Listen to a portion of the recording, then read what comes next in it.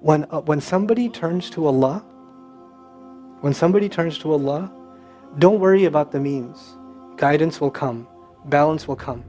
I want to tell you some more about Robert because young guys are here. Young guys that play basketball. Young guys that are healthy. Young guys that have ambition. I told you what's his paralysis, from where to where? Neck down. He has a special wheelchair that has to hold pretty much every part of his body in place. He can't just sit in a wheelchair. It holds his neck and it holds every other part of his body in place because he has no control over his limbs. And he has to have a special van where the wheelchair locks in so that if it goes through a bump or whatever, he doesn't, receive the shock. So he made a request. He wants to go to the Friday prayer.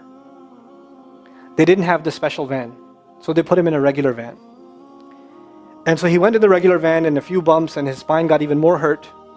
He went to Jumu'ah. He came back in excruciating pain. And they said, I'm sorry, Robert, you're no longer able to sit in your wheelchair.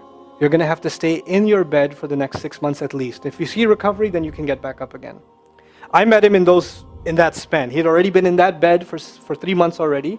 And the reason he was in that bed is he went to the Jumu'ah prayer. And he told me about the Jumu'ah prayer. He said, I've never felt more peace in my life than I was in that masjid. And you know what I'm going to do, Brother Nouman? When I can sit in my chair again, I'm going to go to Jumu'ah.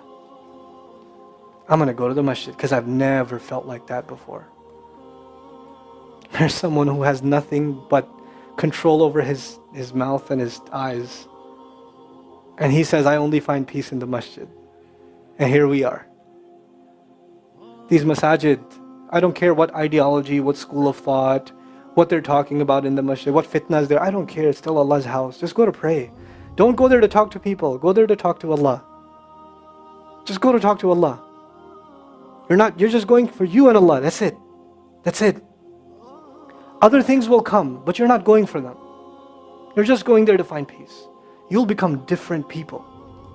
If Allah can guide Robert Davila, Allah guide everybody. And then he said, sometimes I wonder why Allah put me in this position. And then I say to myself, what, am I kidding? Allah has given me so much. I am so grateful for what He gave me. And if this is the way He was going to bring me to Islam, it's all worth it. So worth it. You have Muslims that lose a little bit of health and they say, why is Allah doing this to me? And this man, if you would think, nowadays atheists argue because of suffering there's no God. If one man has in a position to say, I don't believe in God. If there was a guy, why would I be in this position? It would be Robert Davila. That guy would say, I don't believe in God. If there was one, why would I be in this mess? And yet he's in this position, and I've never seen a face with more nur. Never. I've never seen a face that has more contentment on it. He's so satisfied with life. He's so happy. He's just happy. The last 7 or 8 khutbahs I've given are actually based on one sentence each on one sentence that he said in his conversation. Is that profound? He's a teacher to me. I consider him a teacher. He's my sheikh. Somebody says, who's your sheikh? I say, Robert Davila. Really? Is that a pizza place? Or no. The guidance is all around us. You don't have to get worried about what's not there. There's plenty there. You know what Allah did for the people of the cave?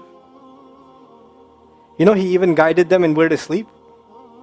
He even guided them on where to turn. As the sun was coming, they'd turn away from it. As the sun came from the other side, they'd turn the other way. Allah will guide you in your sleep when you make dua to Him. He'll even guide you in your sleep. Every toss and turn will be guided by Allah. Can you imagine? We shouldn't be skeptical in Allah's guidance. We shouldn't worry about how am I going to find balance. No, that's Allah's job to guide you. Your job is to talk to Him. Your job is to get sincere. That is the message I have for you. That is how we're going to find balance. Honestly. And if once you do that, once you become sincere to Allah, Allah will open doors. Allah will give you friends. Allah will give you teachers. Allah will give you access to resources, all of which are going to bring you closer and closer and closer to Him and to the truth and make life better for the people around you. This is really the gist of what I wanted to share with you. I don't want to speak longer. I've spoken too long already. I love coming back to